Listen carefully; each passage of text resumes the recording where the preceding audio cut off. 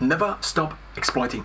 So there is this idea of the exploit-explore trade-off, which describes that one can either, maybe simplified, accumulate new data, and the second stage would be that one now tries to exploit this data, for example, or this new workflow one has discovered, or this new business opportunity that then is turned into a workflow which then works, and then this would be the exploit phase, one could say.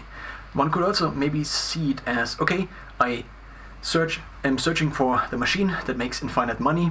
Maybe it's a slot machine, and then once I found it, I then just pull the trigger, and I pull it again, and I pull it again, and ideally there is also some outcome associated with pulling the trigger, and not just based on luck or the incentive structure of the casino. Now,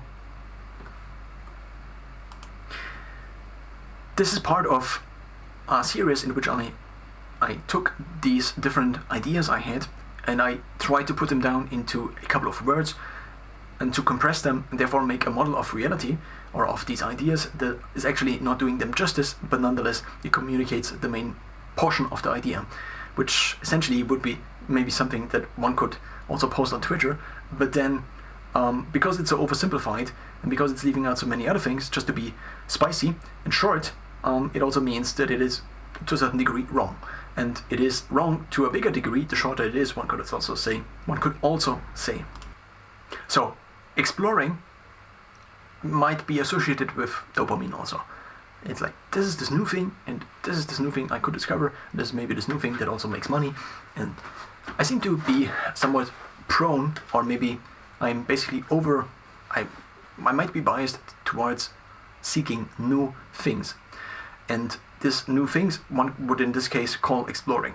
And I tried to put down something that lets me remember that I also need to be exploiting. I also need to not only, in this case, in terms of making the videos, for example, it doesn't matter if I just constantly explore, but I never put something down. I never formulate it in my own words, and therefore I also am foregoing the opportunity to learn this properly, because I then have to go through this again if I also put it into something that is words. And so if I'm constantly exploring, then I'm not exploiting. Now the explore-exploit trade-off seems to have a solution which is about 1/3. Now what does 1/3 mean? It could be that it's either the number of explorations, or it also could be in terms of duration. Now there is actually a specific number which I now can't remember. I read this book called Algorithms to Live By. The author I cannot remember right now. And this was to a certain degree also about the explore-exploit trade-off. So if one is searching for a new flat, for example, one could now implement this rule by saying, okay, I visit a certain number of flats, and now after I visited the flats, I take the first flat that is better, so after 30%, let's just say, of the flats. So if I visit the best, so if I now say, okay, 10 flats, I visit 10 flats, then I, after 3, take the best flat already. I think it would go like this, but it also might not make the most sense. I think it is, maybe I got it wrong. So I looked up the book, and in the book excerpt it says 37% is the answer.